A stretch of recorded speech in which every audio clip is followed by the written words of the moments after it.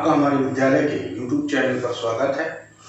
आज मैं कक्षा 10 के विद्यार्थियों को ज्यामिति के अंतर्गत प्रमेय बताने जा रहा हूँ। इस प्रमेय की पहले आप साधारण प्रतिज्ञा जान लें या कथन या स्टेटमेंट जिसको आप कहते हैं। यदि किसी त्रिभुज की दो भुजाओं को या यदि किसी त्रिभुज में किसी एक भुजा के समांतर खींची गई रेखा, मतलब एक त्रिभुज है, उस त्रिभुज में अंतर्गत एक भुजा के समांतर एक अन्य रेखा खींची जा रही है, तो खींची जाने वाली रेखा उस त्रिभुज की अन्य दो भुजाओं को समानुपात में विभाजित करती है। यह आपका कथन है। तो देखिए, यदि किसी त्रिभुज की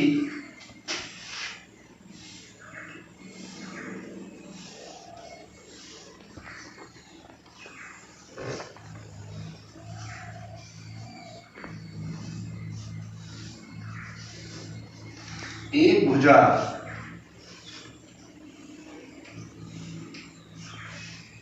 के समांतर एक अन्य रेखा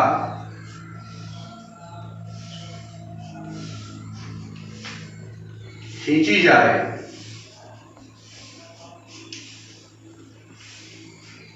तो वह अन्य भुजाओं को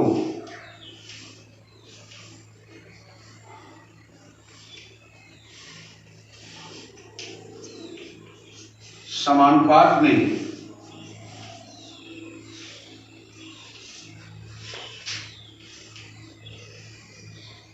बांटती है।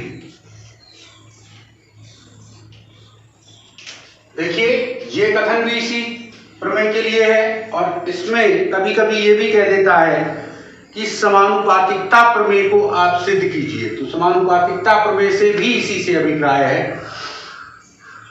अब बात आती है कि कथन आपको पता है, सबसे पहले हम चित्र बनाते हैं। तो चित्र में क्या है, यदि किसी त्रिभुज की एक भुजा के समांतर एक अन्य रेखा खींची जाए, तो ये त्रिभुज ABC है, ये BC भुजा के समांतर एक रेखा खींची गई DE। हमें ये दिखाना है कि इसे समानुपातिक बांटती है, यानी AD बटे DB बराबर AE बटे EC। ये चीज हमको सिद्ध करनी है। तो सबसे पहले लिखते हैं हम ज्ञात है या दिया है। क्या दिया है? त्रिभुज ABC में DE समांतर BC के सिद्ध करना है।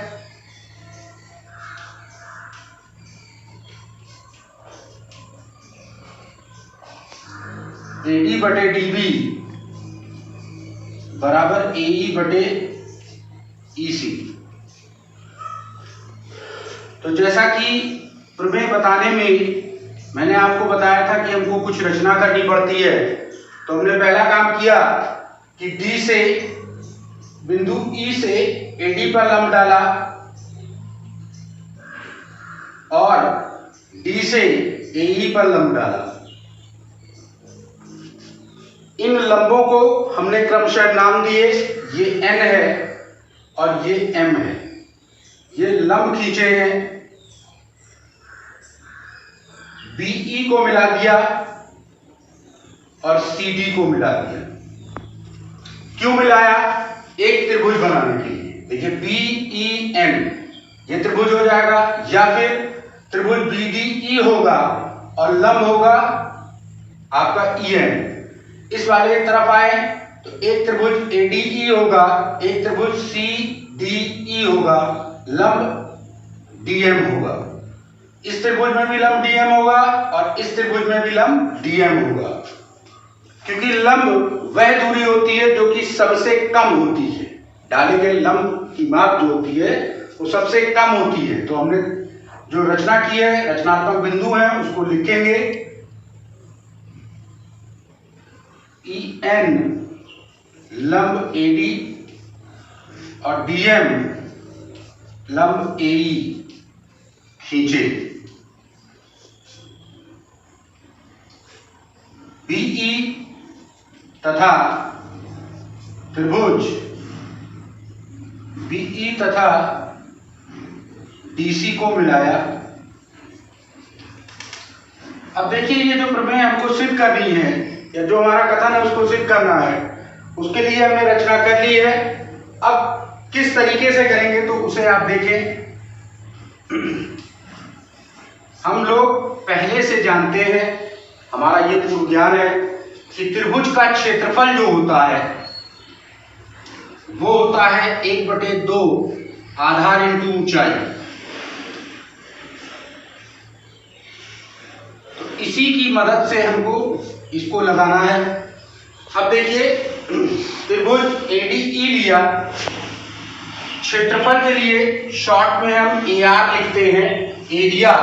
AR का मतलब एरिया।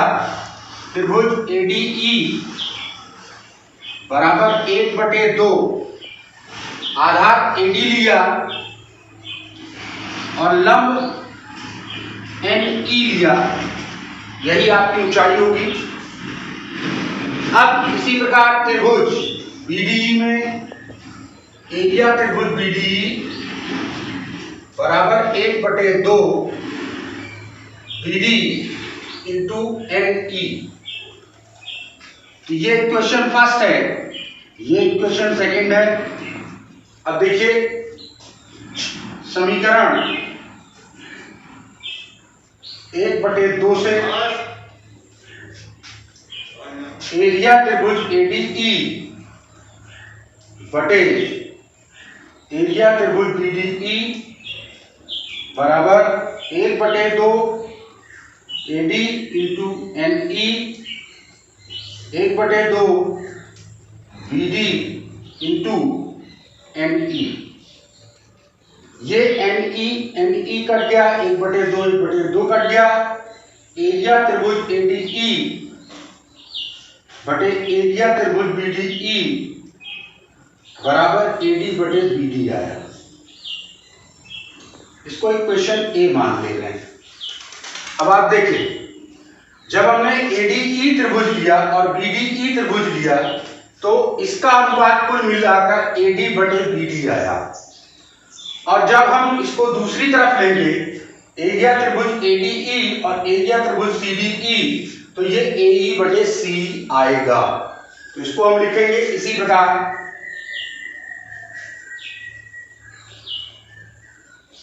एरिया त्रिभुज ADE बटे एरिया त्रिभुज CDE बराबर AE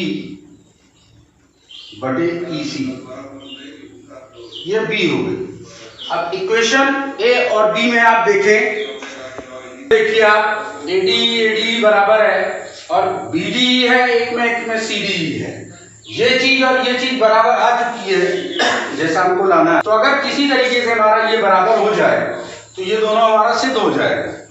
तो देखिए, त्रिभुज BDE में भी आधार DE है और CDE में भी आधार DE है। जब आधार समान होते हैं तो त्रिभुजों के क्षेत्रफल बराबर होते हैं। चूंकि समान आधार पर स्थित त्रिभुजों के क्षेत्रफल समान होते हैं, अर्थात एरिया त्रिभुज BDE बराबर एरिया त्रिभुज CDE। जब ये और ये बराबर हो गया, ऊपर वाला पहले से बराबर था, तो समीकरण 1 बराबर समीकरण 2, तो AD बटे BD बराबर AE बटे CE या EC। यही हमको सिद्ध करना था, यही हमारी साधारण प्रतिज्ञा थी। इस प्रकार हमारी ये प्रमेय सिद्ध हो गई। इति सिद्धम। एक बार फिर से आप देख लें, कथन हमें क्या दिया था, यदि किसी त्रिभुज की एक भुजा के समांतर एक अन्य रेखा खींची जाए तो वह अन्य भुजाओं को समानुपात में बांटती है, यह हमको सिद्ध करना है। तो सबसे पहले ज्ञात है हमें क्या है, त्रिभुज एबीसी हमको पता था, शर्त हमको ये पता थी डीई समांतर है बीसी के, डीई समांतर है बीसी के। सिर्फ क्या करना था कि समानुपात में बांटती है, तो एडी बटे डीबी बराबर एई बटे सीई। तो सिद्ध करने के लिए हमें कुछ रचना करनी पड़ती है। रचना हमने की, ईएन लंब एडी खींचा, ईएन लंब एडी और डीएम लंब एई खींचा। इसके उपरांत हमने बीई को और सीडी को मिला दिया। अब ऊपर पत्ती में देखिए, त्रिभुज का जो क्षेत्रफल होता है वो 1/2 आधार इंटू ऊंचाई होता है। तो हमने त्रिभुज एडीई लिया, एडीई का क्षेत्रफल 1/2 एडी इंटू ऊंचाई ईएन होगा। इसी प्रकार त्रिभुज बीडीई में 1/2 आधार बीडी इंटू एनई हो गया। इन दोनों में एनई समान है, समीकरण 1/2 किया तो एरिया त्रिभुज बीडीई बटे एरिया त्रिभुज बीडी, एडी बटे BD 1/2 into AD into NE बटे 1/2 बीडी इंटू एनई, एनई से एनई कट गया, 1/2 से 1/2 कट गया। तो एरिया त्रिभुज एडी बटे एरिया त्रिभुज बीडी बराबर एडी बटे बीडी आया। ये इस साइड के लिए हमने प्रूव कर लिया। अब हम उस साइड जाते हैं, इस वाली भुजा पर, तो एरिया त्रिभुज एडी फिर वही चीज होगी। तो कुल मिला के ये एरिया त्रिभुज एडी बटे एरिया त्रिभुज सीडी बराबर ए बटे सी आया। पहली को इक्वेशन ए माना है, दूसरी को इक्वेशन बी माना। एडी का क्षेत्रफल और एडी का क्षेत्रफल बराबर होगा, बीडी का क्षेत्रफल सीडी के बराबर है, क्योंकि दोनों का आधार डीई है। समान आधार पर स्थित त्रिभुजों के क्षेत्रफल समान होते हैं, इसलिए त्रिभुज बीडीई का क्षेत्रफल बराबर त्रिभुज सीडी का क्षेत्रफल। तो समीकरण 1 और 2 बराबर हो गए, इसलिए एडी बटे बीडी बराबर ए बटे सी। इति सिद्धम, यही सिद्ध करना था। तो मैंने विद्यार्थियों आज आपको समानुपातिकता से संबंधित प्रमेय को बताया। अगले वीडियो में मैं अगली प्रमेय लेकर आऊंगा और आप लोग इसे ध्यानपूर्वक लिखें, अपनी कॉपी पर समझें। यदि फिर भी कोई परेशानी आती है तो आप कमेंट बॉक्स में लिख सकते हैं या हमसे संपर्क भी कर सकते हैं। वीडियो देखने के लिए धन्यवाद।